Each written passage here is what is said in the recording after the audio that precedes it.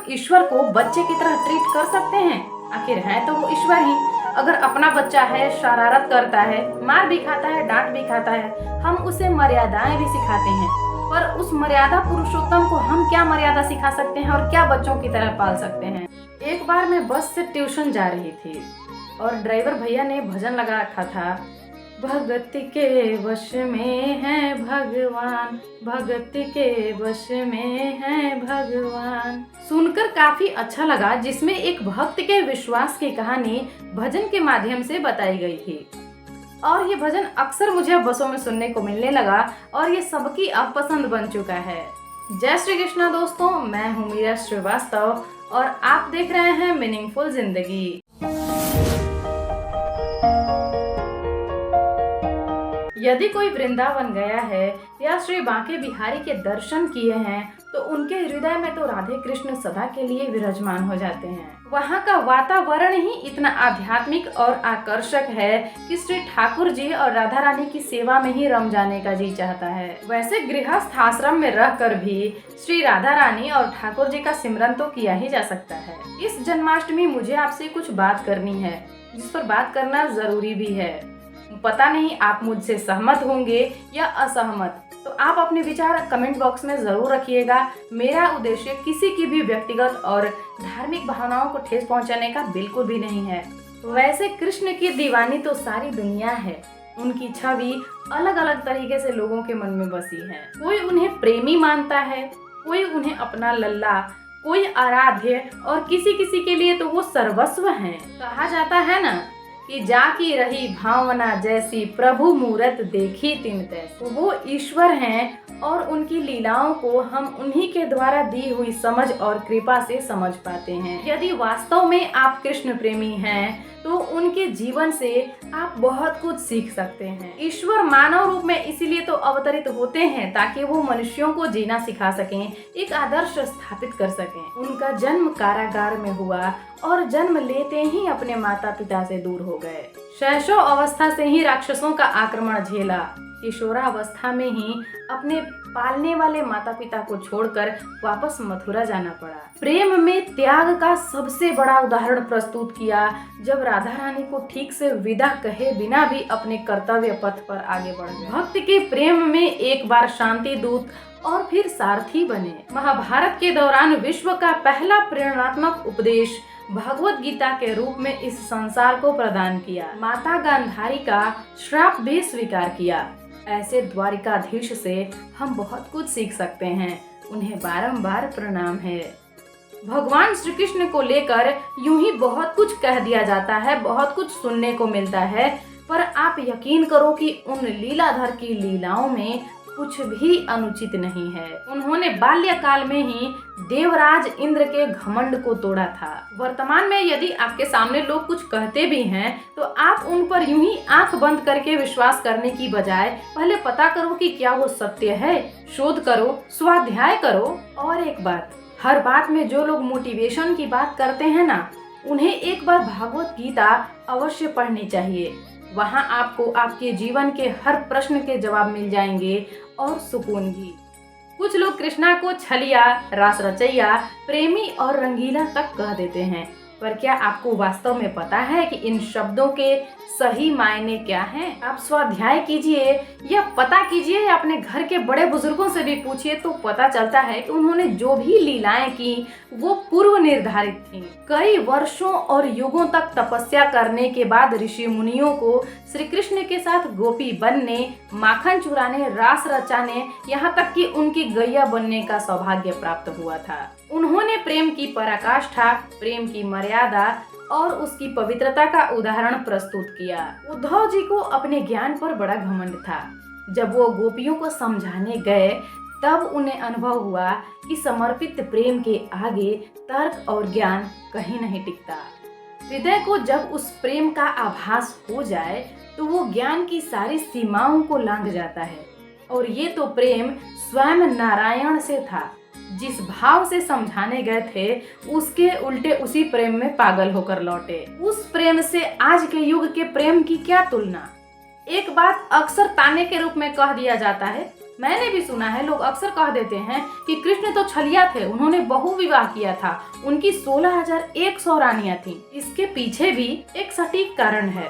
जब नरकासुर ने 16,100 लड़कियों को बंदी बना लिया था, तब श्री कृष्ण ने उन लड़कियों को उस राक्षस से छुड़ाया था। क्योंकि तत्कालीन समय में कई दिन तक घर से गायब रही लड़कियों पर समाज लांछन लगाता, उन्हें स्वीकार नहीं करता, उनका जीवन संकट में आ गया। तो ऐसे में श्री कृष्ण भगवान ने, जब उस समय बहु विवाह करने की परंपरा थी, उन 16,100 लड़कियों से परिणय संबंध जोड़े और अपनी मर्यादा का भी ध्यान रखा, बिना इस बात को सोचे कि भविष्य में या इतिहास के पन्नों में लोग उन्हें क्या कहेंगे। माफ कीजिएगा, लेकिन वर्तमान समय की बात अगर हम करें तो ईश्वर को ईश्वर की तरह हम नहीं पूज रहे हैं, ना ही उनकी आध्यात्मिक और पूजनीय मर्यादा का हम ख्याल रख पा रहे हैं। कृष्ण के त्याग, आदर्शों और लीलाओं से परे उन्हें सिर्फ रास रचैया और प्रेमी के रूप में ही हमारे सामने प्रस्तुत किया जा रहा है। उन्हें और भी आधुनिकता के साथ हमें दिखाया जा रहा है। अक्सर घरों में मैंने देखा है कि शो पीस के रूप में राधा कृष्ण की प्रेमोत्तेजक तस्वीरें टंगी हुई रहती हैं। शॉर्ट्स, रील्स या स्टेटस में भी हम देखते हैं कि उनकी तस्वीरों के साथ रोमांटिक गाने लगाकर शॉर्ट्स वीडियोस बनाए जाते हैं, जो कि बिल्कुल ही गलत है। सोचिएगा कि आज का युवा ये सब देखकर उनकी छवि अपने मन में किस प्रकार का बनाएगा। हम कम से कम इतना कर सकते हैं कि ऐसे वीडियोस को सपोर्ट ना करें, अपने स्टेटस में जगह ना दें, उन्हें शेयर ना करें, ईश्वर के प्रेम को आधुनिकता के साथ जोड़कर मलिन ना करें।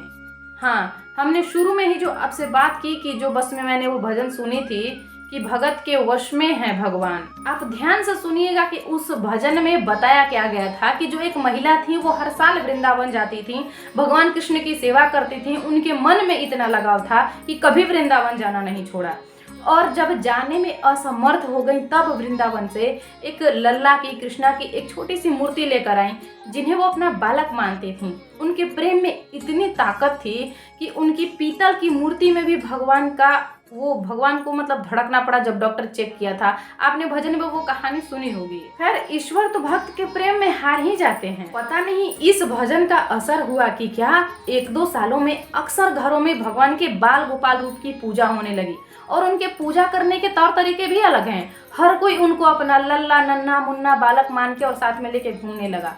हमारी मौसी ने बाल गोपाल की पूजा रखी है, मैं भी बाल गोपाल को लेकर आऊंगी। मेरी बुआ ने बाल गोपाल की पूजा रखी है, मैं भी बाल गोपाल को लेकर आऊंगी।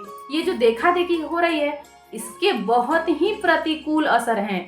आप बाल गोपाल को मानते हैं, आप उन्हें पूजते हैं, बिल्कुल सही बात है, लेकिन कहीं आप देखा देखी तो नहीं कर रहे, कहीं आपके जो सम्मान है, भाव है, पूजा का आपने भाव रखा है, कहीं उसमें उन भगवान का अपमान तो नहीं हो रहा है। किसी ने आस्था से बाल गोपाल लेकर आए और किसी ने देखा देखी कि पड़ोस वाली ने लाई है इसीलिए हम भी लेकर आएंगे, या किसी ने मुझे सलाह दे दिया कि तुम भी बाल गोपाल की पूजा करो, जीवन में बहुत कुछ अच्छा होगा, इसीलिए हम कर रहे हैं। बाल गोपाल को रखने का नियम एक ये भी है कि आप उन्हें अपना बालक मानो और उनकी सेवा करो।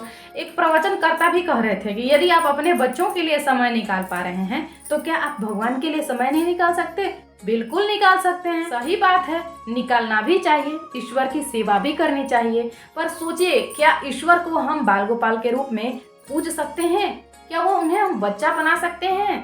वो सती अनुसुईया की कहानी सुने हैं ना, जब उन्होंने ब्रह्मा विष्णु महेश को तीनों को पालने में झुला दिया था, वो सती अनुसुईया थी। हम उनका अनुकरण कर सकते हैं, पर उनकी तरह बनने में हमारे अंदर वो क्वालिटी, हमारे अंदर वो गुण, हमारे अंदर वो भाव होने चाहिए। क्या हम ईश्वर को बच्चे की तरह ट्रीट कर सकते हैं? आखिर है तो वो ईश्वर ही। अगर अपना बच्चा है, शरारत करता है, मार भी खाता है, डांट भी खाता है, हम उसे मर्यादाएं भी सिखाते हैं, पर उस मर्यादा पुरुषोत्तम को हम क्या मर्यादा सिखा सकते हैं और क्या बच्चों की तरह पाल सकते हैं? जो खुद हमें पाल रहा है, हम उसे क्या पालेंगे? हर जीवों की अपनी एक श्रृंखला है, जानवर, इंसान और भगवान। भगवान तो खैर भगवान ही है, मतलब जो जानवर खाता है वो इंसान नहीं खाता, और जो इंसान खाता है वो भगवान नहीं खा सकते।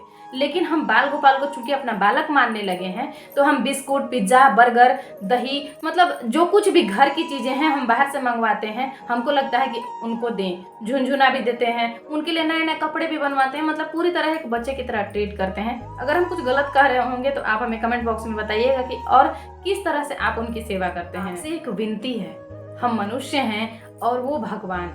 हम मनुष्यों का एक दायरा है, पर जो बंधन से परे है हम उसे इंसानों के दायरों में बिल्कुल नहीं बांध सकते। मैं मीरा श्रीवास्तव सनातन धर्म में पूर्ण रूप से आस्था रखने वाली एक महिला हूँ और इसीलिए आज जो देखा देखी हो रही है उस पर बात कर रही हूँ और बात करना जरूरी भी है।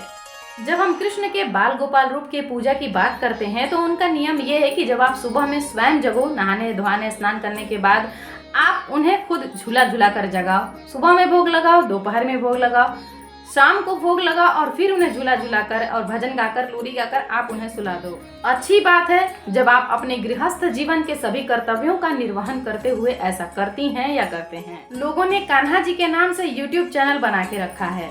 उन्हें भोग लगाते, नहलाते, खिलाते, नए कपड़े पहनाते, सुनाते, सुलाते, हर तरीके से वीडियो बनाकर YouTube पर शॉर्ट्स के रूप में या लॉन्ग वीडियो के रूप में अपलोड करते हैं।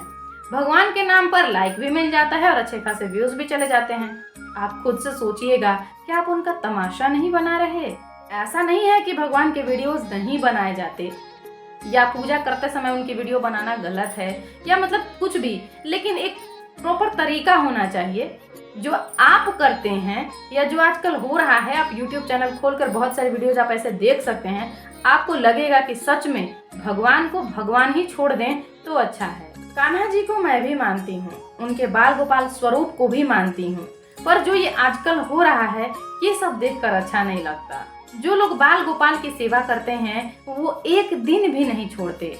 जहाँ जाते हैं उन्हें लेकर जाते हैं या तो पड़ोसियों को देकर जाते हैं।